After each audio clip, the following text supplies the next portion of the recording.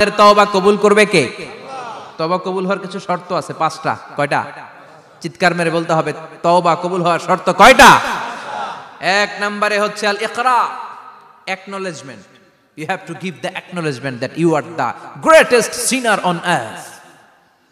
আপনাকে ঘোষণা দিতে হবে যে আপনি এই পৃথিবীর সবচেয়ে বড় পাপী।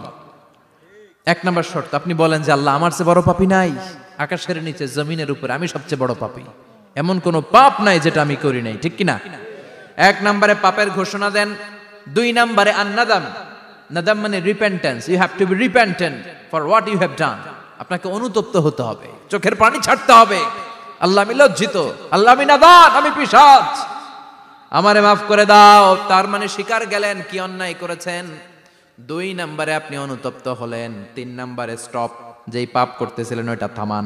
Stop what you have done, যেটা করতেছিলেন আগে থামান। আপনি সুদ খাইছেন, অনুশোচনা আসলো, মাফও চাইতেছেন, আবার সুদও খাইতেছেন, হবে? আপনি ঘুষ খেয়েছেন, তওবা শুরু করলেন, আবার ঘুষও খেয়ে যাচ্ছেন, হবে? থামেন, স্টপ। 3টা গেল। 4 number, to hate what you have done, ঘৃণা করতে হবে। যেই পাপটা করেছেন মন থেকে, ওই পাপটাকে ঘৃণা করতে হবে। 5 নাম্বার শর্ত হচ্ছে to determine that you never repeat this sin again in your life. আল্লাহর ওয়াদা দেন, কমিটমেন্ট দেন যে আল্লাহ, আমার জীবনে পারতপক্ষে এই পাপ জীবনেও করব না। চিৎকার করে বলেন ঠিক কিনা?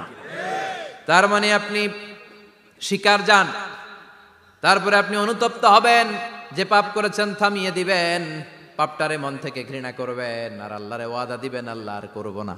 এই 5টা শর্তের আলোকে তওবা করলে জীবনের সব গুনাহ মাফ করে দিবে কে? এজন্য আল্লাহ বললেন, ইয়া আইয়ুহাল্লাযীনা আমানু তুবু ইলাল্লাহি তাওবাতান নাসুহা। তওবার মতো তওবা করো, সব গুনাহ মাফ করতে পারে কে? তওবা করবেন তো? রাজি আছেন? কবে করবেন? এই মুহূর্তে তওবা করলাম, এই মুহূর্তে আল্লাহর কাছে ক্ষমা চাই, আল্লাহ জীবনের সব গুনাহ মাফ করে দাও। আমাদের দেশে তওবা করার জন্য হুজুর লাগে, কথা কন? পীর সাহেব হুজুর, বড় হুজুর, ছোট হুজুর, হাফেজ সাহেব লাগে না? হাফেজ সাহেব, ইমাম সাহেব, এদের ছাড়া নাকি তওবা হয় না। না, এটা ভুয়া কথা। আপনি অনুতপ্ত হন, আপনি চোখের পানি ছাড়েন, আপনি আপনার রবরে বলেন, ক্ষমা করে দিবে কে? ইমাম সাহেব আসতে হবে, শর্ত না। পীর সাহেব হুজুর এসে হুজুরের হাতে হাত রেখে তওবা পড়তে হবে, শর্ত না। আপনার রবরে ডেকে চোখের পানি ছেড়ে ক্ষমা চান, ক্ষমা করবে কে? আর প্রতিদিন শতবার পড়তে থাকবেন আস্তাগফিরুল্লাহ।